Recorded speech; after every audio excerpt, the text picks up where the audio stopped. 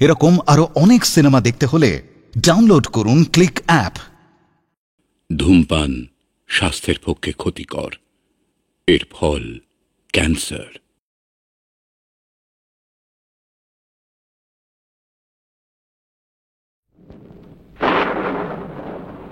মনে পড়ে তোমার? একদিন সব কিছু ছেড়ে চলে এসেছিলাম শুধু তোমাকে পাবার জন্যে। মার নিষেধ মানিনি, গ্রাহ্য করিনি সামাজিক ভাবে তোমার আমার মধ্যে কি প্রভেদ, উঁচ নিচ জাতপাতের বাধা। শুধু জানতাম আমি তোমাকে ভালোবাসি, তুমি আমাকে ভালোবাসো। সেই তুমি আমাকে, তোমার বিবাহিতা স্ত্রীকে এত বড় অপমান করতে পারলে? এমন একটা মেয়ের জন্য যার কোনো নীতিবোধ নেই, যে এক স্বামী স্ত্রীর পবিত্র বন্ধনকেও ভাঙতে দ্বিধা করে না। তবে তাই হোক, থাকো তুমি তোমার নতুন পাওয়া বান্ধবীকে নিয়ে। আমি চলে যাচ্ছি তোমার জীবন থেকে চিরদিনের মতন। কোথায় যাচ্ছি জানতে চেও না, খোঁজ নিয়ে আমাকে আর অপমান করো না। এটুকু বিবেক তোমার কাছ থেকে নিশ্চয়ই আশা করি। তোমার মেয়েকে আমি পিতার অধিকার থেকে বঞ্চিত করব না, এই কথা দিচ্ছি। আমার সর্বশক্তি দিয়ে তাকে মানুষের মতন গড়ে তুলতে চেষ্টা করব, যাতে সে হয় এক আত্মমর্যাদা জ্ঞান সম্পন্না নারী।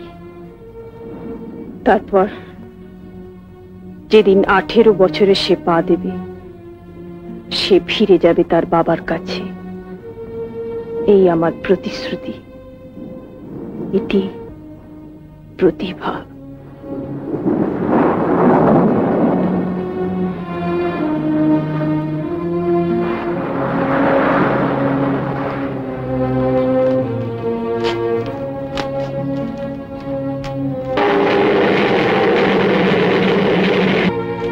আমি কত মানা করলাম সাহেব, কিন্তু তিনি কিছুতেই শুনলেন না। ওই অতটুকু বাচ্চাকে বুকে তুলে নিয়ে এই ঝড়ের রাত্রে অন্ধকারে হারিয়ে গেলেন। তবে তাই হোক প্রতিভা, বিনা অপরাধে যদি এত বড় শাস্তি দিতে চাও, আমি মাথা পেতে মেনে নেব। প্রশান্ত কোথায়? সে আসেনি, আমি একাই এসেছি। বরাবরের মতন চলে এসেছি এখানে। মানে এসব কি বলছিস তুই? হ্যাঁ বাবা, ঠিকই বলছি। আমি সব কিছু পেছনে ফেলে চলে এসেছি। নিজেকে আর কিছুতেই মানাতে পারলাম না বাবা। কিন্তু প্রশান্ত, সে তো... আমি হাসিমুখে সবকিছু সইতে প্রস্তুত ছিলাম বাবা, কিন্তু যেখানে আমার নারীত্বের অপমান হয়, সেখানে আমার পক্ষে কিছুতেই থাকা সম্ভব ছিল না বাবা। আমি বুঝতে পেরেছি, এ ওই নষ্টাদুষ্টা মেয়েটার কাজ। খুকি আমাকে চিঠি লিখেছিল, ওই জ্যোতি। জ্যোতি? হ্যাঁ। কে এই জ্যোতি? হ্যাঁ, কে এই জ্যোতি? তোমাকে আমার অতীত জীবনে সব কথা বলা হয়নি। ভেবেছিলাম কি হবে সে দুঃখের পাঁচালে শুনে। আমার মা বাবা যখন মারা যান, তখন আমার বয়স 8 বছর। ত্রিশং ছাড়া কেউ তো ছিল না এই অনাথটিকে আশ্রয় দেয়। সেদিন যিনি নিঃস্বার্থভাবে এগিয়ে এসে এই অনাথটিকে নিজের সংসারে টেনে নিয়েছিলেন, তিনি আর কেউ নন, এই জ্যোতির বাবা, আমার বাবার বাল্যবন্ধু। সেই থেকে 10টি বছর ধরে আমি ওদের সংসারে মানুষ হয়েছি। একটি দিনের জন্য বুঝতে দেননি যে আমি একজন পরাশ্রিত। এই সংসারে আমার আপনজন বলতে কেউ নেই। আজ সেই মানুষটি হঠাৎ স্বর্গে চলে গেছেন, রেখে গেছেন একমাত্র মেয়ে জ্যোতিকে। আচ্ছা, আমার বিবেক বলতে কিছু নেই, আমার কর্তব্যবোধ নেই? আমি পারি ওকে দূরে সরিয়ে রাখতে? বলো। কি বলবো, সব কথা তো তুমি বলে দিলে, আমার বলার অপেক্ষা তো রাখুনি। কখন আসছো? হ্যাঁ, 3টে ট্রেনে। আমি স্টেশন থেকে সোজা ওকে এখানে নিয়ে আসবো। এসো এসো এসো জ্যোতি, ভেতরে এসো। আলাপ করে দিয়ে প্রতিভা তোমার বৌদি, আর এর নাম তো শুনলে। এটা কিন্তু তুমি ভারী অন্যায় করেছো প্রশান্ত দা। কি অন্যায়? তুমি বিয়ে করেছো আর আমাদের একবার জানাও নি। এখন আমি কি করি? মানে? মানে নতুন বউ দেখতে হলে যে কিছু দিতে হয় তাও জানো না? আমি নতুন নই, আমায় দেখতে কিচ্ছু দিতে হবে না। সত্যি বলছি বৌদি, প্রশান্ত দা একেবারে হোপলেস। কেন আমাদের জানালে আমরা কি এই বিয়েতে বাগড়া দিতাম? ও মা, এ বাড়িতে একটা বাচ্চাও আছে। সত্যি কি আশ্চর্য, তোমরা আমাকে এতক্ষণ জানাওনি কেন? ওই ঘরটা বুঝি তোমাদের শোবার ঘর? দেখি তো। না না না বৌদি, প্লিজ প্লিজ, আর কিচ্ছু খেতে পারবো না। না খেলে চলবে? তোমার দাদা তাহলে ভাববেন বৌদি বুঝি ননদকে না খাইয়ে রাখতে চায়। দেখো না খেয়ে খেয়ে কিরম মোটা হয়ে গেছি। তারপর কি যেন বলছিলে তখন? ও হ্যাঁ, জানো বৌদি, প্রশান্ত দা না ছেলেবেলা থেকে ভীষণ জেদি ছিল। খোলাখুলি কিন্তু কারোর সঙ্গে ঝগড়া করতো না, শুধু রাগ হলে ঘরের কোণে গিয়ে মুখ গোজ করে বসে থাকতো। কি হলো, হাসছো কেন? একদিন কি হয়েছিল জানো? তখন প্রশান্ত দার বয়স বোধহয় 15 হবে, আমার 8 কিংবা 9। আমাদের বাড়ি থেকে একটু দূরে একটা খুব জাগ্রত শিব মন্দির ছিল। লোকে বলতো অমাবস্যায় ওখানে গিয়ে কিছু চাইলে ঠিক ফলে যাবে। একদিন আমি আর প্রশান্ত দা ওখানে বেড়াতে গেছি। হঠাৎ প্রশান্ত দা কি করলো জানো? আমার হাত ধরেই বলল, জানিস বড় হয়ে আমি তোকেই বিয়ে করব। আমি তো শুনে হেসে বাঁচি না। তো প্রশান্ত দা খুব রেগে গিয়ে বলল, কি তোর বিশ্বাস হচ্ছে না? দেখ আজ অমাবস্যা, এই ঠাকুরের পা ছুঁয়ে প্রতিজ্ঞা করছি। ভাগ্যিস আমি পা ছুঁতে দিইনি বৌদি, নইলে তো। নইলে কি? নইলে যা সত্যবাদী যুধিষ্ঠির মানুষ হয়তো প্রতিজ্ঞা পূরণের জন্য আমাকে তোমার সতিনী বানিয়ে ফেলতো।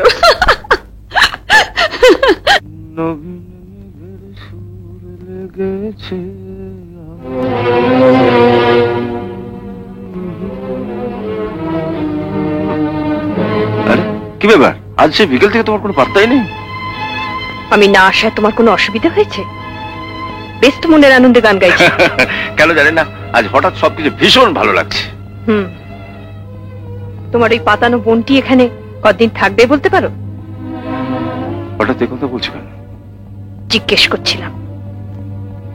এ সময় কোথায় বা যাবে, কেই বা আছে ওর সংসারে।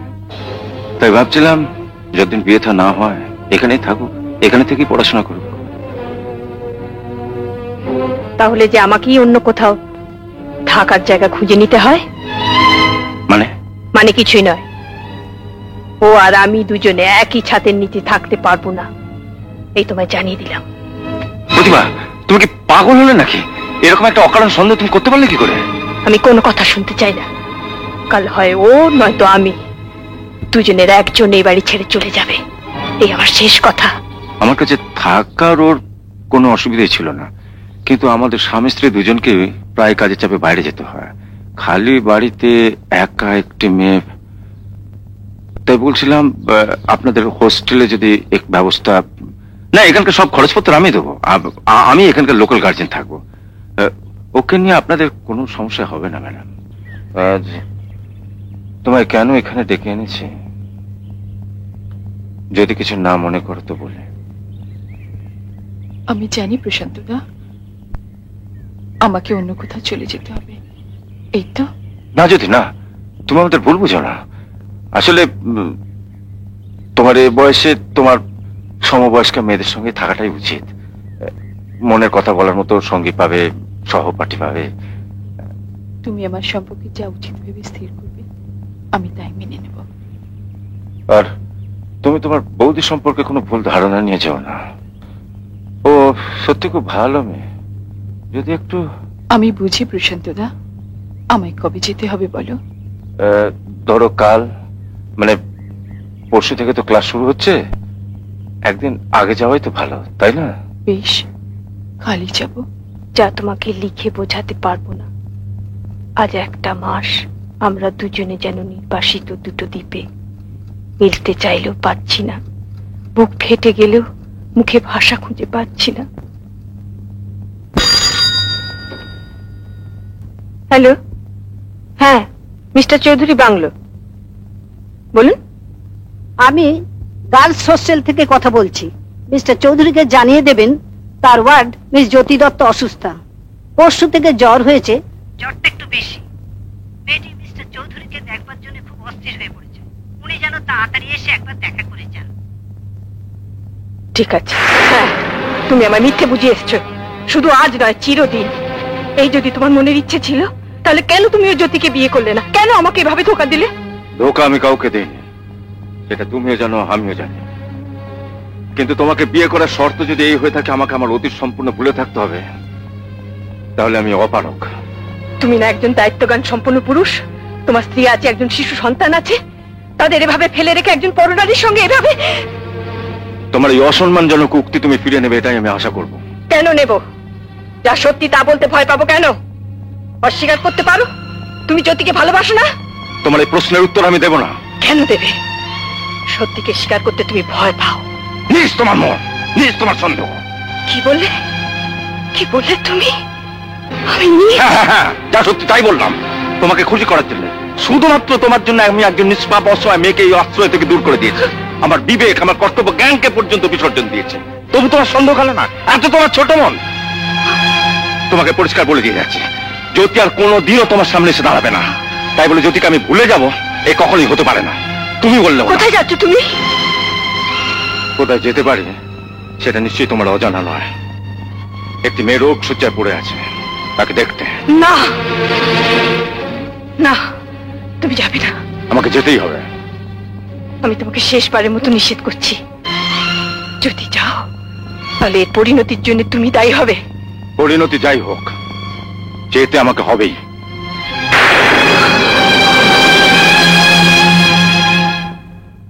আমি কি কোনো অন্যায় করেছি? কেন আমাকে এভাবে অপমানিত হতে হলো? কি না করেছি প্রশান্তকে মাথা তুলে দাঁড়াতে, সামাজিক প্রতিষ্ঠা দিতে? তার এই প্রতিদান? বাবা বলো, আমি ভুল করেছি? সব ঠিক হয়ে যাবে মা, সব ঠিক হয়ে যাবে। প্রশান্ত আমার ছাত্র, এত বড় ভুল সে করতে পারে না। সে তোর কাছে ফিরে আসবেই, আসতেই হবে তাকে। বাবা, চাকরিটার একটা প্রধান শর্ত হলো দীর্ঘদিন আপনাকে দেশের বাইরে থাকতে হবে, কম করেও 6টা বছর। কোম্পানিটা গালফ অয়েল বা সিনক্লেয়ারের মতো তো নামি দামি না হলেও খুব ছোটও নয়। ভালো মাইনে দেবে, গাড়ি দেবে, ফার্নিশড অ্যাপার্টমেন্ট, কিন্তু ছুটি বলতে 2 বছরে 2 মাসের জন্য একবার। আপনি তো ফ্যামিলি ম্যান, এত লম্বা মেয়াদে দেশের বাইরে থাকা আপনার পক্ষে কি সম্ভব হয় মিস্টার চৌধুরী? আচ্ছা, আমি যদি এই 6 বছরে একটি দিনে ছুটি নিতে না চাই? Well, that's your affair. Company বরং খুশি হবে। তাহলে আপনার সঙ্গে টার্মস অফ কন্ট্রাক্টটা সই করে নেবার ব্যবস্থা করি।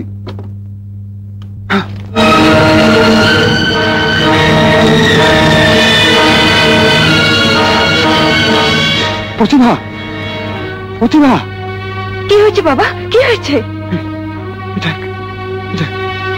কি? এ তো দেখছি ম্যাসিভ করোনারি অ্যাটাক, এখনই হসপিটালাইজ করতে হবে। টেলিফোনটা কোথায়? ওই ঘরে। আচ্ছা আচ্ছা, তুমি বসো, আমি দেখছি। অ্যাম্বুলেন্সে ফোন করতে হবে, তুমি ততক্ষণ এভাবে মেসেজ করতে থাকো, ঠিক এভাবে।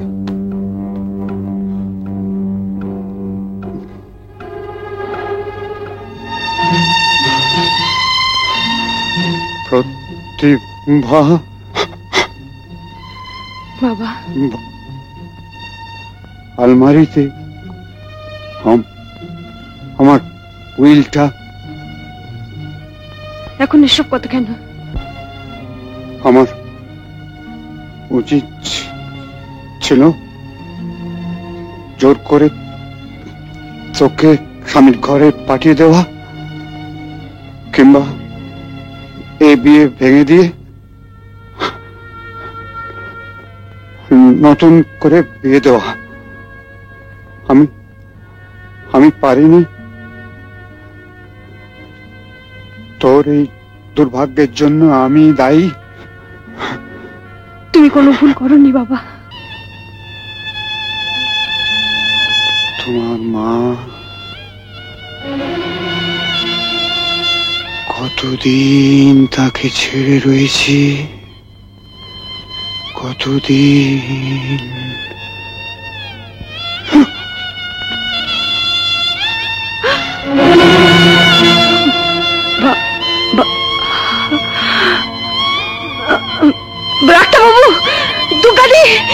বাবা লাটু, বাবা লাটু, আমার বাবা, আমার বাবা।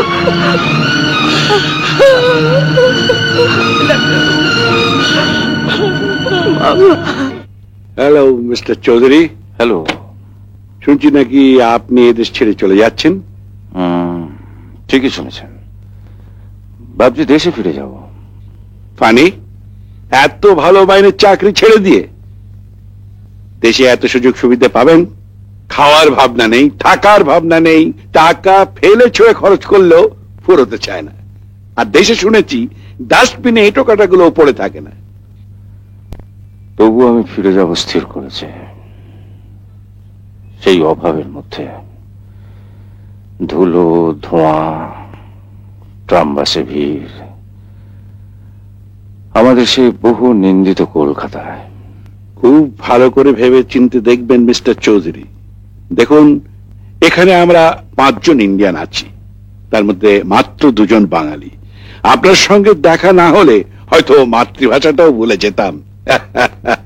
মিস্টার রয়, প্রতিটি মানুষ বেঁচে থাকে,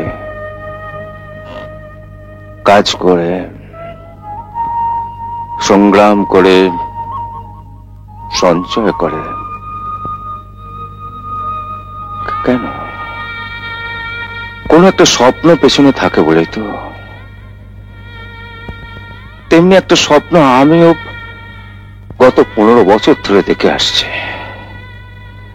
15 বছর ধরে আমি ঘর ছাড়া, সমাজ ছাড়া, কিন্তু তবুও সেই স্বপ্ন আমাকে ছেড়ে যায় না, এক মুহূর্তের জন্য না। তাই আমি ফিরে যাচ্ছি। সেই স্বপ্ন সার্থক হতে আর দেরি নেই। তাই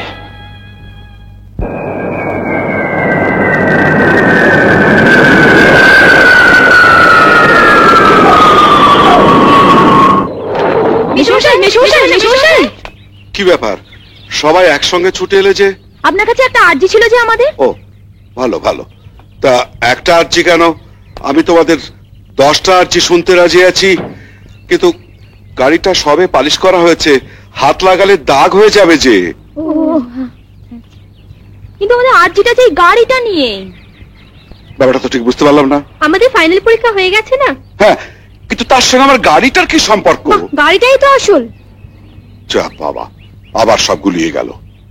আমরা 5 বান্ধবী আউটিং এ যেতে চাই আপনার এই গাড়িটা নিয়ে। ও ও ও, কিন্তু চালাবে কে? আমার তো কোনো ড্রাইভার নেই। আপনি যা হোক একটা ব্যবস্থা করে দিন মেশমশাই। ব্যবস্থা বলতে তো পেট্রোল আর মোবিল, সে নয় করা গেল, কিন্তু এখন আমি একটা জলজান্ত ড্রাইভার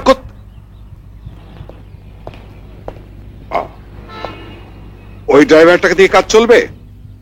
একটু আনাড়ি আর একটু র্যাশ ড্রাইভিং এর টেন্ডেন্সি আছে, একটু ধমক ধমক দিয়ে রাখতে হবে। পারবে? হ্যাঁ। অলরাইট। কিন্তু খবরদার, আমার গাড়িতে যেন হাতের দাগ না লাগে। না না। রাইট? ওকে ওকে ওকে। ও ড্রাইভার সাহেব, একটু শুনুন না। আমায় বলছেন?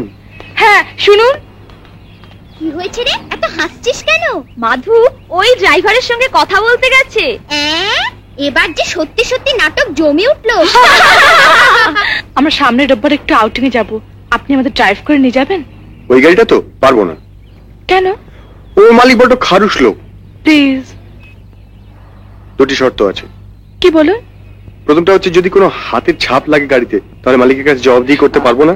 আমরা রুমালটা মুছে দেবো। আর দ্বিতীয়টা হলো, আমার ড্রাইভিং লাইসেন্স নেই কিন্তু। আপনি ড্রাইভার, আপনার লাইসেন্স নেই?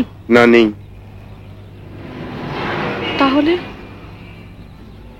তাহলে কি হবে? কি হলো? না হবে না, ওর লাইসেন্স নেই। তাতে কি হয়েছে? বিনা লাইসেন্সের ড্রাইভারের গাড়িতে মা আমাকে যেতে দেবে না। আহা ঢং, যেন ট্যাক্সিতে বসার আগে তুই সবার লাইসেন্স দেখে নিস। তাহলে কি ঠিক হলো? বিনা লাইসেন্সের ড্রাইভারে চলবে কি চলবে না? আপনি একটু চেষ্টা করে দেখুন না, যদি কোনো লাইসেন্সওয়ালা কাউকে। আমরা যাব, লাইসেন্স থাকুক আর না থাকুক। হ্যাঁ, তাহলে ওই কথা রইল দিদিমণিরা। আসছে রোববার সকালে এই ড্রাইভার আপনাদের জন্য গাড়ি নিয়ে হাজির থাকবে। আসছি। আমার কিন্তু একটা প্রস্তাব আছে। কি? ড্রাইভারের পাশে বসবে কিন্তু মাধু। আমাদের অবশ্যই আমাদের ফোনে স্বাগত রইল। এতে হাসির কি আছে? ড্রাইভার বাঘ না ভাল্লুক যে খেয়ে ফেলবে? আমরা সূর্যের মতো উজ্জ্বল, ঝর্ণার মতো উজ্জ্বল, তীরের গান গাই আমাদের পেছনে কোনো নাই। আমরা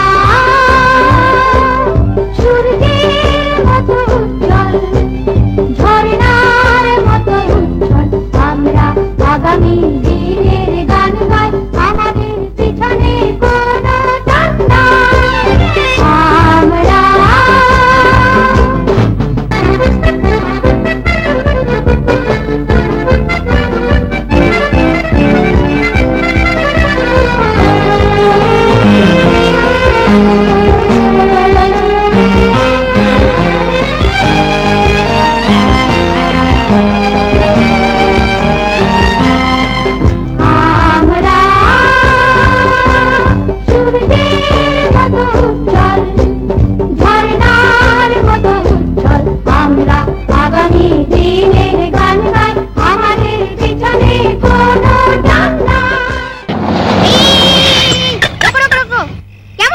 বললে থামাতে পারো না? এখানে কে নামবেন? কে নামবে? মাধু ছাড়া আর কে নামবে? কিরে, ঘর অব্দি পৌঁছে দেবো নাকি? কেন, আমি একা যেতে পারি না? দিদিমণি, ড্রাইভারের বকশিসটা দিদিমণি। এত মেহনত করলাম সারাদিন আপনাদের জন্য। আর একদিন দিয়ে দেবো, আজ আমার কাছে কিচ্ছু নেই। মা টাকা দিতে একদম ভুলে গেছে। তুই এত বোকা কেন রে মাধু? এই শয়তানটাকে এখনো চিনতে পারলি নে? ও যে আমার ছোটদা দেবাশিস।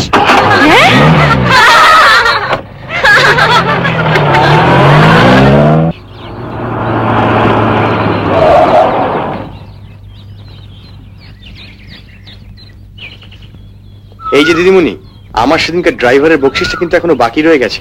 এটা কিন্তু ভারী অন্যায়। সেদিন আমার সঙ্গে প্র্যাকটিক্যাল যোগ করাটা একদম উচিত হয়নি আপনাদের। আজ কোথাও আউটিং এ যেতে হবে না? না। কেন, একলা যেতে ভয় হচ্ছে?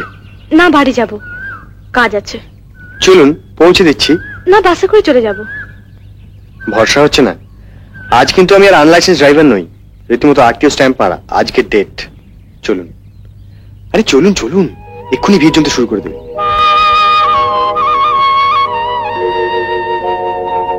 একটা দিন কত তাড়াতাড়ি ফুরিয়ে গেল। হ্যাঁ, কত তাড়াতাড়ি। এমনি মুহূর্ত আর কি কখনো আসবে না আমাদের জীবনে? কেন আসবে না? কেন চলে যাচ্ছি যে, কোথায়? সবাইকে ছেড়ে, অনেক দূরে। কেন? চাকরি পেয়েছি কিনা, ও, কবে ফিরবো জানি না।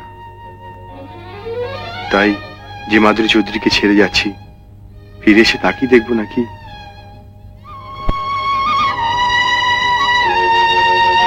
মাধুরী, অনেক কথা যে তোমায় বলার ছিল, অনেক কথা। সন্ধে হয়ে আসছে, এবারে বোধহয় আমাদের বাড়ি ফেরা উচিত। ও চলো। মা, সেই যে ড্রাইভার আমাদের বেড়াতে নিয়ে গেছিল, সেই যে যে আসলে টুলটুলের ছোটদা, তা কি ইঞ্জিনিয়ারিং পাশ করেছে, কেমিক্যাল ইঞ্জিনিয়ারিং এ চাকরি নিয়ে চলে যাচ্ছে আসাম অরুণাচল বর্ডারে। তো সে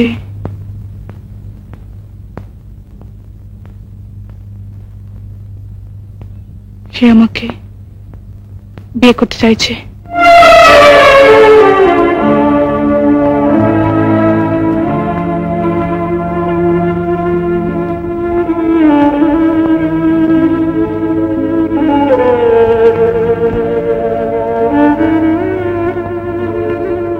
সে খুব ভালো লোক মা, ভদ্র, মিশুকে, সত্যিকার ভালো ছেলে। মা, আমি তাকে কি বলবো?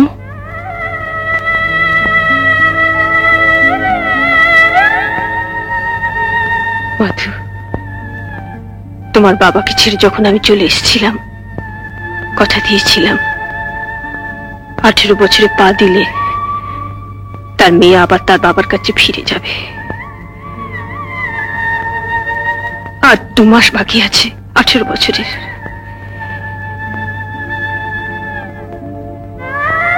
এই 2 মাস কি তুমি অপেক্ষা করতে পারো না? কেন মা, কেন?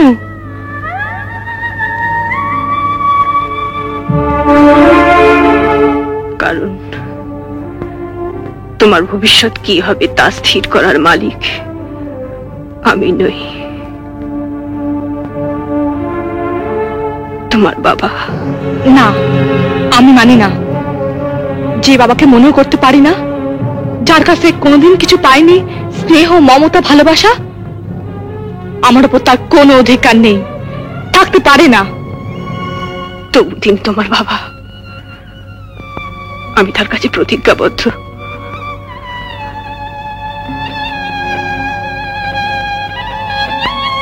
মাধু, এই 2 মাস তোমরা অপেক্ষা করো, আমি কথা দিচ্ছি তাকে যেমন করে হোক খুঁজে আনবো। হ্যাঁ মাধু।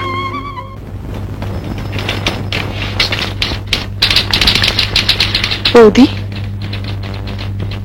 তুমি এখানে? জ্যোতি। হ্যাঁ, কিন্তু তুমি এখানে? তোমরা কবে ফিরলে দেশে? অনেকদিন। তুমি তো এখন? হ্যাঁ, আমাদের বিয়ে হয়ে গেছে, কিন্তু সে তো অনেকদিন হলো। জ্যোতি, তোমার কাছে একটা ভিক্ষে চাইছি, বলো দেবে? তোমার স্বামীর সঙ্গে আমাকে একবার দেখা করিয়ে দেবে?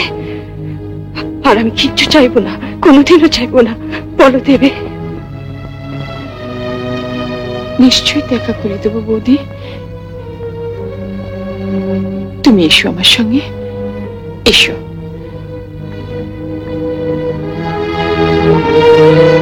এসো এসো বৌদি, এসো। তুমি একটু বসো, আমি ওকে এক্ষুনি ডেকে নিয়ে আসছি, কেমন?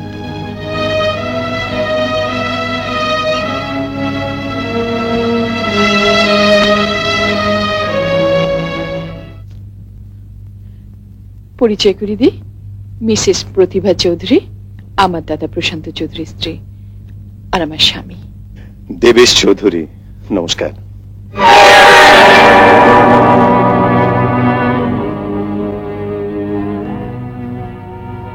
জ্যোতি, এ কি করে হলো?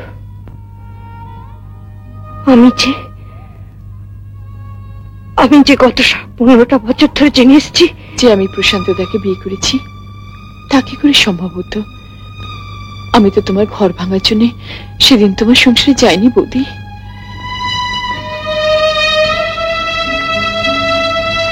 আমাদের বিয়ে হয় সম্পূর্ণ হঠাৎ করে, আমি আমেরিকা যাবার ঠিক 2 দিন আগে, তাই তোমাকে জানাবার সুযোগটুকু পাইনি। বৌদি, যদি অপরাধ না নাও তবে একটা কথা বলবো।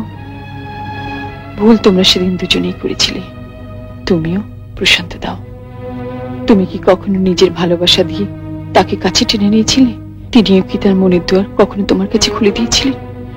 অথচ এটা সত্য, ধ্রুব সত্য, তার জীবনে যদি কোনো নারী এসে থাকে সে হলো তুমি। তোমরা দুজনেই সেদিন এত বড় ভুল কি করে করলে বৌদি?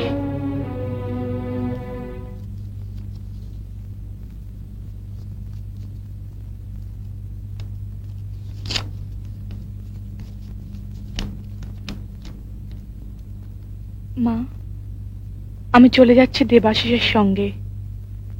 আমি অনেক ভেবেছি এবং এটাই স্থির জেনেছি যে ওকে ছাড়া আমার জীবন অর্থহীন হয়ে যাবে।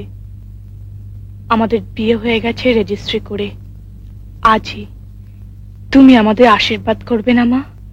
না, আমি তোমাদের আশীর্বাদ করব না, মরে গেলেও না। যে আঘাত তুমি আজ আমায় দিলে, আমি অভিশাপ দিচ্ছি, এর চেয়ে অনেক বড় আঘাত যেন তোমার সইতে হয়। মা, মা, মাগো, আমার মাধুকে তুমি আশীর্বাদ করো মা, ও যেন সুখী হয়, কোনো অমঙ্গল, কোনো অভিশাপ যেন কোনোদিন ওকে স্পর্শ করতে না পারে। এত তোমার দুর্ভাবনা কিসের প্রতিভা? মেয়ে তোমার বড় হয়েছে, লেখাপড়া শিখেছে, বুদ্ধিমতী, তবে এত দুর্ভাবনা কিসের তোমার? দুর্ভাবনার যে আমার চিরসঙ্গী ডাক্তারবাবু, এ তো যাবার নয়। যেদিন শেষ চিতায় উঠবো সেই দিনই আমার দুর্ভাবনা সব চলে যাবে, তার আগে নয়।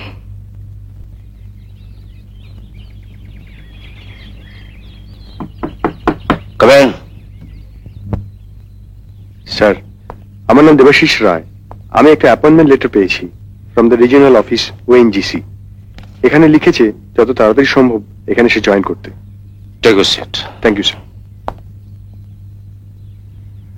Any previous experience? No sir, মাত্র গেল বছরই তো পাশ করেছি যাদবপুর থেকে, কেমিক্যাল ইঞ্জিনিয়ারিং এ। কিন্তু আমি কথা দিচ্ছি স্যার, আমি যত তাড়াতাড়ি সম্ভব সবকিছু শিখে নেওয়ার চেষ্টা করব। আমার কাজ নিয়ে আপনাকে কোনোদিন কোনো কমপ্লেন করতে দেবো না। That's good. আমি এমনিতে খুব অন্তত হতে চেষ্টা করি। কাজে ভুল করলে ততটা নয়, কিন্তু কাজে ফাঁকি দিলে আমি কিন্তু ভয়ঙ্কর নির্দয় হতে পারি। কোয়ার্টার্স পেয়েছেন? আপনি আমাকে তুমি করে বলবেন স্যার। না স্যার, এখনো পাইনি, এই তো সবে এসেছি।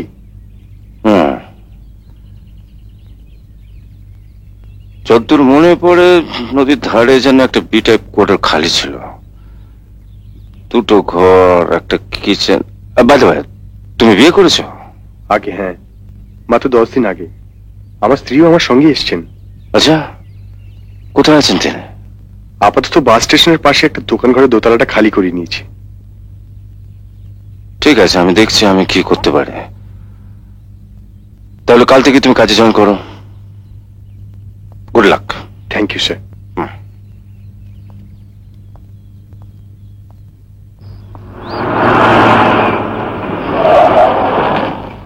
লিফট চাই নিশ্চয়ই? আমাকে বলছেন? আপনি ছাড়া তৃতীয় কোনো ব্যক্তি মাইল খানিকের মধ্যে তো নেই বলেই মনে হচ্ছে। কোথায় থাকেন আপনি? নদীর ধারেই, বি টাইপ সিরিজে। আসুন, আপনাকে বাড়ি পৌঁছে দিয়ে আসি। না না, আমি বরং হেঁটেই চলে যেতাম। কেন, ভয় হচ্ছে? ভুল জায়গায় নামিয়ে দেবো কিনা?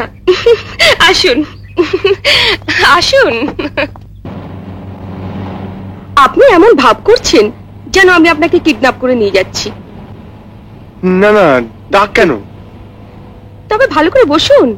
হ্যাঁ, এই তো বসলাম। আপনি বুঝি এখানকার নতুন ড্রিলিং সুপারভাইজার? আগে হ্যাঁ। হ্যাঁ, অনেক শুনেছি আপনার কথা। আপনি তো রেকর্ড মার্কস নিয়ে ইঞ্জিনিয়ারিং পাশ করেছেন, তা স্টেটসে গেলেন না কেন? অনেক উঁচু পোস্টে জয়েন করতে পারতেন। না মানে ঠিক তেমন বড় লোক তো নই আমরা। আমায় চিনতে পারলেন তো? আগে না। এই প্রজেক্টের টপ বস কে সেটা জানেন তো? হ্যাঁ নিশ্চয়ই, চেয়ারম্যান সাহেব মিস্টার টি.সি. রায় চৌধুরী। তাহলে এটা জেনে রাখুন, সেই টপ বসেরও বস আমি। আমি তার মেয়ে। ওরে বাবা, আরে করছেন কি? আত্মহত্যা করবার মতলব আছে নাকি? আমি কি এতই খারাপ সঙ্গিনী? কোথায় এলাম? আমাদের গরিব কুটিরে। নিন চলুন, বাবার সঙ্গে আলাপ করবেন, চলুন। আমি? না না। না মানে? আমার বাবা কি বাঘ না ভাল্লুক যে আপনাকে খেয়ে ফেলবে? মাফ করবেন, আজ বরং যাই, আর একদিন এসে আমরা। নমস্কার। এই যে মিস্টার। সেরেছে। কি ব্যাপার, চিনতে পারছেন না বলে মনে হচ্ছে? না না, মানে একটা জরুরি কাজ ছিল তো তাই। আচ্ছা, তাই তো আমি ওয়েট করছি আপনার জন্য। নিন আসুন আসুন, দেরি করবেন না, চলে আসুন।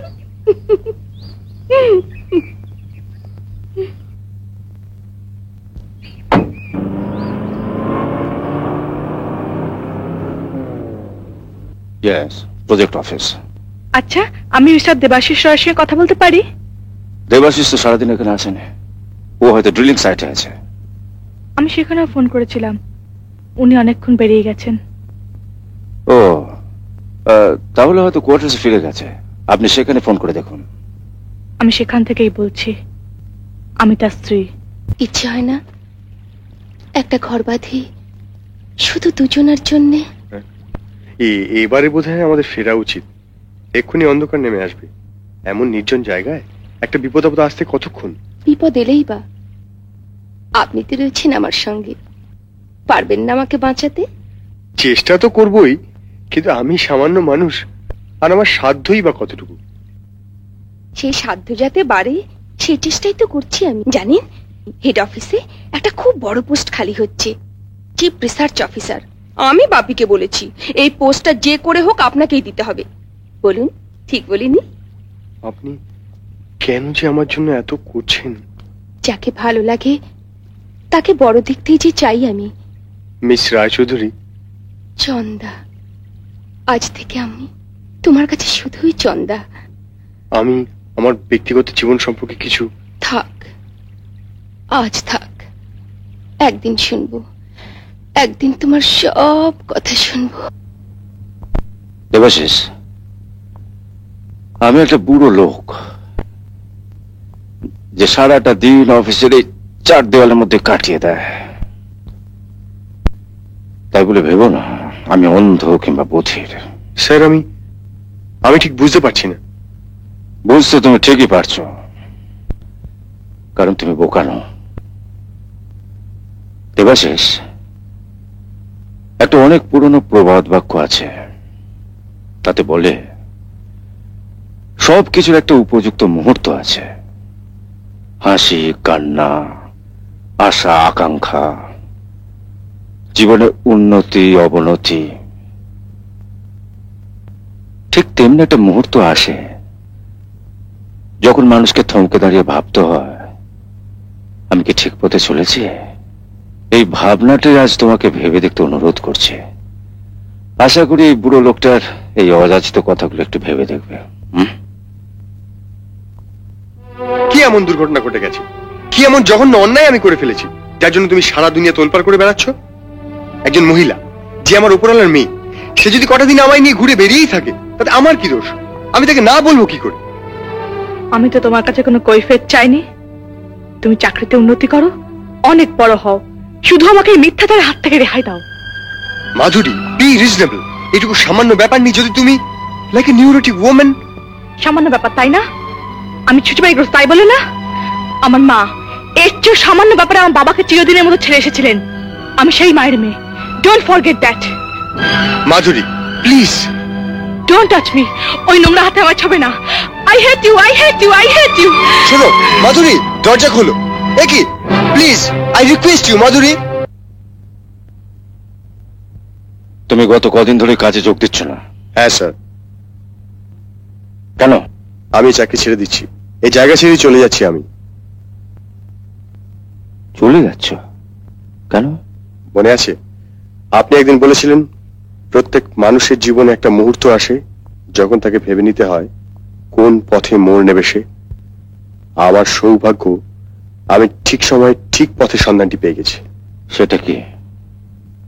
আমার স্ত্রী আমাকে ছেড়ে চলে যেতে চান যাতে আমি মুক্ত হতে পারি, যা খুশি তাই করতে পারি। কিন্তু তিনি চাইলে কি আমি তা হতে দিতে পারি? কেউ কি তা হতে দিতে পারে? আপনি বলুন, আপনি তা পারেন? বলো প্রশান্ত, পারবে? পারবে তখনও আমায় ভালোবাসতে? সব দোষ ত্রুটি, সব অসম্পূর্ণতাকে হাসি মুখে মেনে নিতে পারবে প্রশান্ত? পারবো। হ্যাঁ প্রতিভা, আমি পারবো, আমি পারবো। তাই আমি স্থির করেছি এখানকার সব কিছু ফেলে রেখে আমি চলে যাব, কিন্তু তাকে যেতে দেব না, কিছুতেই না। কিন্তু তোমার স্ত্রী, তিনি যদি তোমার সঙ্গে থাকতে রাজি না হন তাহলে? রাজি তাকে হতেই হবে, দরকার হলে গায়ের জোর খাটাবো। কি করে সে আমায় ছেড়ে চলে যাবে? কি করে? আপনি জানেন স্যার, তার মাও নাকি চলে এসেছিলেন তার স্বামীকে ছেড়ে, এমনি সামান্য একটু ভুল বোঝাবুঝির জন্য। তখন আমার স্ত্রীর বয়স মাত্র 2। আমি অবাক হয়ে ভাবি সেই ভদ্রলোক কেমন লোক ছিলেন যে এতটুকু জোর খাটাতে পারলেন না নিজের স্ত্রীর ওপর, এভাবে 3-3টে জীবনকে নষ্ট হতে দিলেন। আমি কি তোমার স্ত্রীর নামটা জানতে পারি? মাধুরী, বিয়ের আগে ছিল মাধুরী চৌধুরী।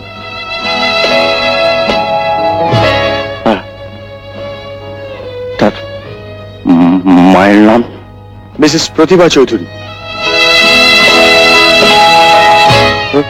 স্যার, আপনি কি অসুস্থ বোধ করছেন?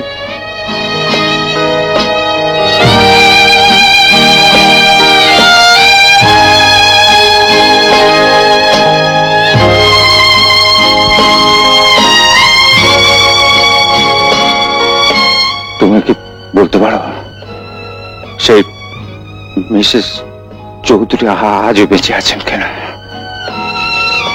থাকলে কোথায় আছেন, কোন ঠিকানায়? কেন, তার পৈতৃক বাড়িতেই, স্বামীকে ছেড়ে যেখানে চলে এসেছিলেন সেখানেই।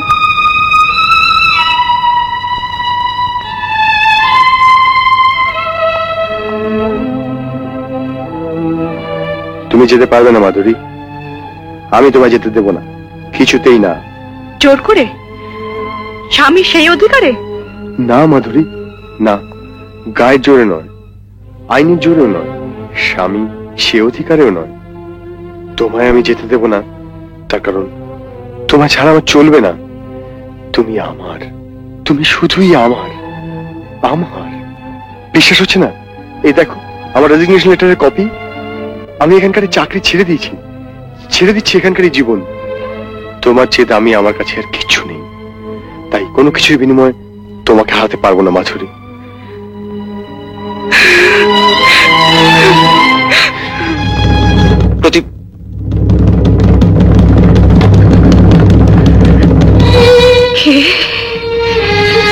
কে ডাকে আমায়? প্রতিভা।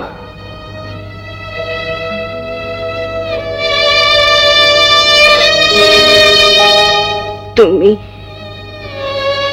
তোমার মেয়েকে নিতে এসেছ? একটু দেরি হয়ে গেল যে। সে আমার কাছে থাকে না, থাকে অনেক দূরে, তার স্বামীর ঘরে। ফিরিয়ে নিয়ে যেতে এসেছি ঠিকই, কিন্তু সে তোমাকে, শুধুই তোমাকে প্রতিভা। আজ যদি তুমি নাও বলো, আমি শুনবো না। তোমাকে আমার সঙ্গে নিয়ে যাব, আমার কাছে রাখবো চিরদিন, চিরটা কাল। আমি আমি ঈশ্বরের নামে শপথ করে বলছি প্রতিভা, ঈশ্বরের নামে শপথ করে বলছি প্রতিভা, প্রতিভা।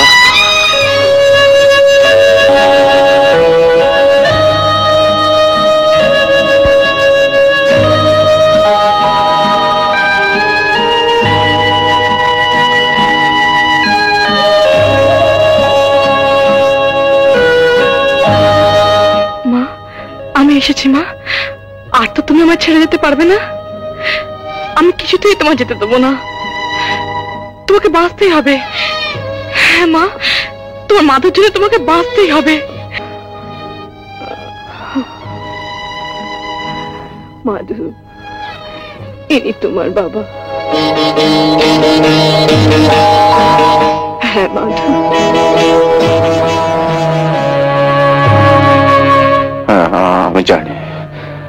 আমি জানি অন্ধ জেদের বসে একদিন তোমাদের দুজনের ওপর যে অন্যায়, যে অবিচার আমি করেছি, তার কোনো ক্ষমা নেই। কিন্তু পারো না তোমাদের মহত্ব দিয়ে, তোমাদের সহানুভূতি দিয়ে জীবন যুদ্ধে ক্লান্ত এই মানুষটাকে তোমাদের কাছে টেনে নিতে, তোমাদের দুজনের মাঝে একটু ঠাঁই দিতে। শুধু এইটুকু ভিক্ষে আমি চাই বাবা। এরকম আরো অনেক সিনেমা দেখতে হলে ডাউনলোড করুন ক্লিক অ্যাপ।